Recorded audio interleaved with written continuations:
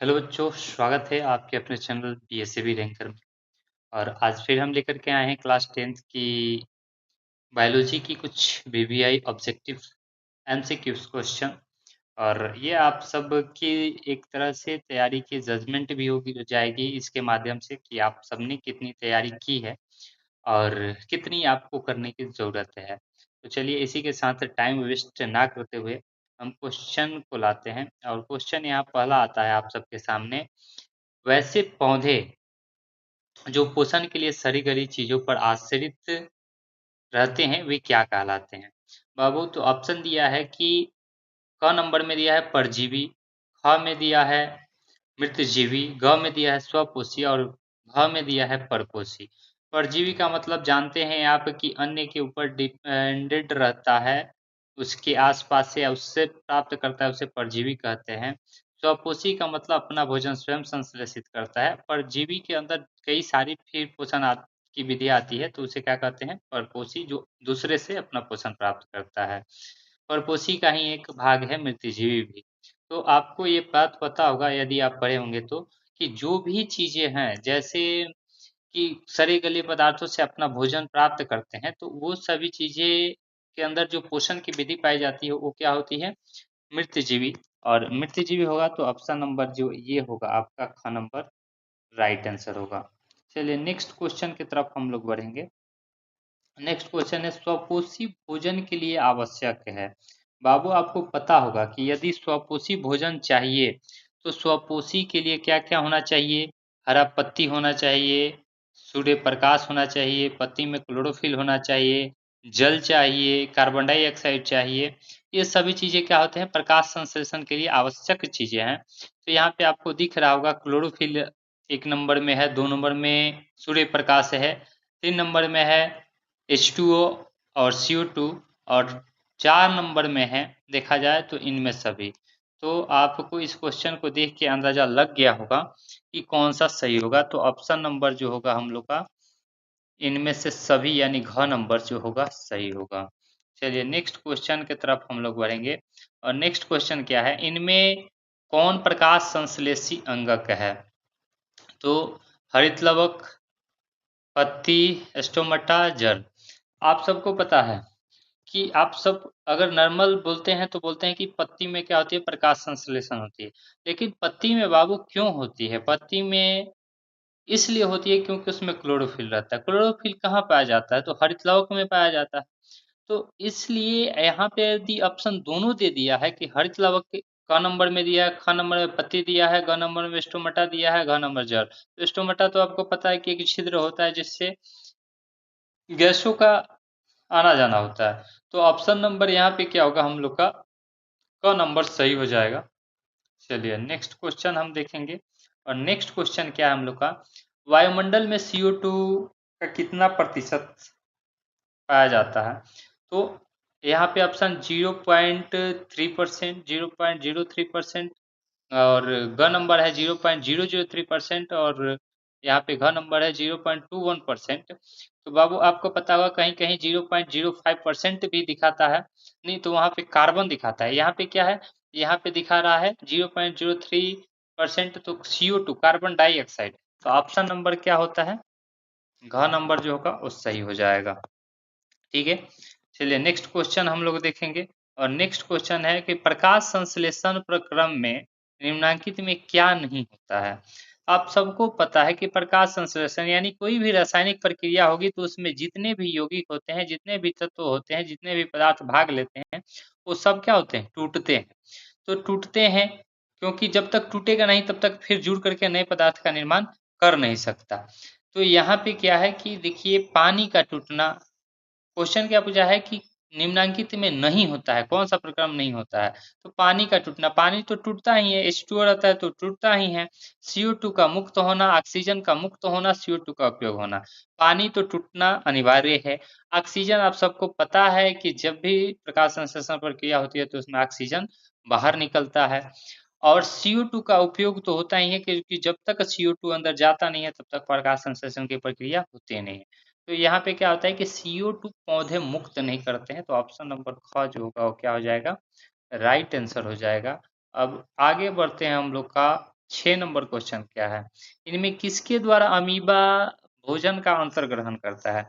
Amoeba बाबू भोजन का अंतर्ग्रहण करता है तो उसमें आपको पता होगा कि कुटपाद पाया जाता है। कुटपाद क्या करता है कि निकल कर के और किसी भोजन को उसमें मुंह तो होता नहीं है, वो क्या करता है चारों तरफ से घेर लेता है और घेर करके जुड़ जाता है, जिससे क्या होता है कि भोजन का अंतर्ग्रहण हो जाता है उसमें। उसके बाद जो भी क्रियाएं होनी होती है वो सभी पाचन वगैरह की क्रियाएं होती है। तो ऑप्शन नंबर क्या हो जाएगा? ऑप्शन नंबर होगा हम लोग का उत्पाद का नंबर। ठीक, चलिए 7 नंबर क्वेश्चन देखते हैं। इनमें से किस छिद्र के द्वारा ग्रसनी ग्रास नली से जुड़ता है? निगल द्वार, कंठ द्वार, मल द्वार, इनमें से कोई नहीं। देखिए कि ग्रसनी और ग्रास नली, तो बाबू आपको पता होगा कि निगल द्वार, कंठ द्वार, मल द्वार, इनमें तो निगल द्वार ये जो यहाँ पे होता है कि दो नलियां जुड़ी होती है, एक में श्वसन होता है और एक में क्या होता है भोजन जाते हैं। तो निगल द्वार में भोजन जाते हैं, कंठ द्वार में श्वसन जाता है। ठीक है, अब मल द्वार तो आपको पता है कि ये अपशिष्ट पदार्थ हमारे शरीर से निकलते हैं। तो यहाँ पे जो होगा ऑप्शन नंबर क्या होगा? ग्रसनी ग्रास नली से जोड़ता है। ग्रसनी किसको जोड़ता है? चलिए नेक्स्ट क्वेश्चन है, ग्रहणी किसका भाग है? मुख गुहा का, आमाशय का, छोटी आंत का, बड़ी आंत का? आप सबको पता होगा कि ग्रहणी जहां से शुरू होती है ना, उसका फर्स्ट वाला भाग ही क्या होता है? छोटी आंत का ग्रहणी ही होता है। तो ऑप्शन नंबर क्या हो जाएगा? ग हो जाएगा, है ना। ज्यादा समय आज हम आपका नहीं ले रहे हैं इस लेक्चर में। किसका उपयोग सामान्यतः किसका उपयोग कोशिका द्वारा ऊर्जा उत्पादन के लिए होता है? एमिनो अम्ल, वसा अम्ल, ग्लूकोज और क्या है सुक्रोज। तो कोशिका द्वारा ऊर्जा उत्पादन के लिए ग्लूकोज का उपयोग किया जाता है, क्योंकि उपपचन की क्रिया के फलस्वरूप ग्लूकोज ही बनता है।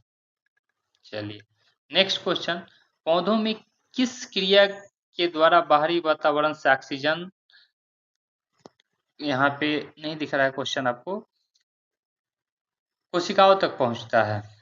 तो आपको पहले भी बताए थे और आज भी बता रहे हैं कि वो प्रक्रिया कौन सी होती है? विसरण। ऑप्शन नंबर जो होगा ये क्या होगा?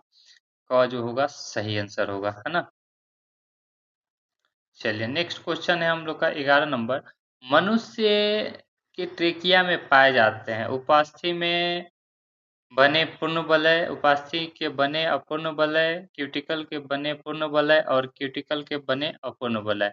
देखिए उपास्थि के बने अपूर्ण वलय पाए जाते हैं, यहाँ पे पाए जाते हैं। ये इसलिए पाए जाते हैं ट्रेकिया में, ताकि देखिए कभी कल क्या होगा, कभी कल क्या अगर मान लीजिए कि ट्रेकिया नहीं है, किसी चीज में अगर ढीली चीजें होती है तो उसमें क्या लगाया जाता है कि एक रिंग लगा दिया जाता है ताकि वो क्या हो दबे नहीं। तो यहाँ भी ट्रेकिया क्या होती है? एक नली सी है। अगर यहाँ पे आपको दिख रहा होगा, ये आप दबा के देखिएगा तो थोड़ा सा गोला गोला सा ऐसे दिखता है कि कुछ ना कुछ हड्डी टाइप का है। तो ये भाग जो होता है ना, तो इसी में क्या होता है कि अपूर्ण वलय माने आधा वलय होता है, पूर्ण वलय नहीं तो सी आकार का होता है, ये यहाँ पे रहता है ताकि क्या हो कि ट्रेकिया आपस में चिपके नहीं। तो कहीं हो सकता है कि सांस लें या खींचे तो उस समय चिपक जाए। चलिए तो ये क्या हो जाएगा? ऑप्शन नंबर ख। नेक्स्ट क्वेश्चन की तरफ देखते हैं। नेक्स्ट क्वेश्चन क्या है? श्वसन की क्रिया में खाद्य पदार्थ का क्या होता है? संश्लेषण, दहन, परिवर्तन, विघटन। श्वसन की प्रक्रिया में देखो बाबू, आपको पहले भी बताए थे कि जब ऑक्सीजन जाता है तो अपचयन क्रिया होती है, उसमें क्या होता है? विघटन होता है। क्योंकि जब तक टूटेगा नहीं तब तक फिर उससे कोई भी अगर रासायनिक अभिक्रिया हो रहा है तो जब तक टूटेगा नहीं तब तक उसमें कोई भी नई चीजों की निर्माण नहीं हो सकती है। तो इसलिए यहाँ पे विघटन का होना जरूरी होता है और विघटन होता भी। ऑप्शन नंबर ग जो होगा सही आंसर हो जाएगा। अवायवीय श्वसन कोशिका के किस भाग में होता है? माइटोकॉन्ड्रिया, कोशिका द्रव्य, हरित लवक, कोशिका झिल्ली। तो माइटोकॉन्ड्रिया ऊर्जा गृह है, हरित लवक तो पाया जाता है पौधों के पत्तियों में पाया जाता है, कोशिका झिल्ली आपको पता है कि बाहरी भाग में कोशिकाओं के पाया जाता है, उसके क्या होता है आकार को निश्चित रखने के लिए, उसको सुरक्षित रखने के लिए। तो ऑप्शन नंबर जो होगा ये क्या होगा? ख होगा और कोशिका द्रव्य जो होगा सही आंसर होगा। चलिए नेक्स्ट क्वेश्चन, मनुष्यों में सांस लेने और छोड़ने की क्रिया को क्या कहते हैं? तो बाबू श्वसन का मतलब कि पूरा श्वसन लेने के बाद वहां पे जो ऑक्सीजन पहुंचता है, उपपचन क्रिया होती है, सभी चीजें श्वसन में आता है। निश्वास छोड़ना लेना ये अलग अलग श्वसन की क्रिया है, लेकिन जब छोड़ना और लेना एक बार छोड़ते हैं या लेते हैं, या लेते हैं छोड़ते हैं, तो पूरी चक्र को मिला करके जो होता है उसे क्या कहते हैं, श्वास कहते हैं, श्वास कहते हैं ना। तो ऑप्शन नंबर क्या हो जाएगा हम लोग का, ख हो जाएगा। चलिए नेक्स्ट, नेक्स्ट क्वेश्चन क्या है, आणविक ऑक्सीजन के उपलब्ध नहीं होने से पाइरुवेट का परिवर्तन जंतुओं में किस यौगिक में होता है। तो देखिए यहाँ पे क्या है कि लैक्टिक अम्ल, इथेनॉल, सिट्रिक अम्ल और ग्लूकोज। तो जंतुओं में क्या होता है कि अगर आणविक ऑक्सीजन का उपलब्ध नहीं होता है, तो आपको पता है कि अगर ऑक्सीजन की कमी होती है, कोई मेहनत करते हैं, हमारे पैरों में अकड़न जकड़न सी होने लगती है, तो वो सब क्या है, वो सब होता है हम लोग का लैक्टिक अम्ल बनता है। ठीक है, ऑप्शन नंबर क होगा जो सही आंसर होगा। देखते हैं, पौधों में गैसों का आदान प्रदान के लिए होते हैं, जड़, तना, रंध्र, टहनी। आपको पता है स्टोमटा या रंध्र एक ही चीज है, इसी के माध्यम से पौधों के अंदर क्या होता है, गैसों का आदान प्रदान होता है। तो ऑप्शन नंबर जो होगा ये क्या होगा, ख हो जाएगा। चलिए नेक्स्ट क्वेश्चन क्या है, नेक्स्ट क्वेश्चन नहीं है। धन्यवाद, थैंक यू। बीएसएबी रैंकर परिवार से जुड़े, लाइक करें, शेयर करें और सब्सक्राइब करें। आप सबको पता है कि आप सबके लिए सुमंत सर के माध्यम से बीएससीबी रैंकर्स चलाई जा रही है, और बीएससीबी रैंकर्स का एक ही मोटिव है कि आप सबको अच्छी से अच्छी क्वालिटी ऑफ एजुकेशन मिले, ताकि आप सब अच्छे रिजल्ट ला पाएँ, अच्छे परसेंटेज ला पाएँ। तो आप भी चाहते हैं कि आप, नाम ही है चैनल का बीएससीबी रैंकर, यानी बिहार बोर्ड का रैंकर बनाने वाला। तो आप जुड़िए, यदि आप अच्छे रैंक में आना चाहते हैं, रिजल्ट तो सबको ही लाता है, लेकिन अच्छे रैंक का रिजल्ट लाना है तो बीएससीबी रैंकर से जुड़िए। आप सबके लिए हमेशा, आप सबके साथ आपके सुमंत सर और उनकी टीम साथ रहेगी। धन्यवाद, फिर मिलते हैं नेक्स्ट अपडेट के साथ।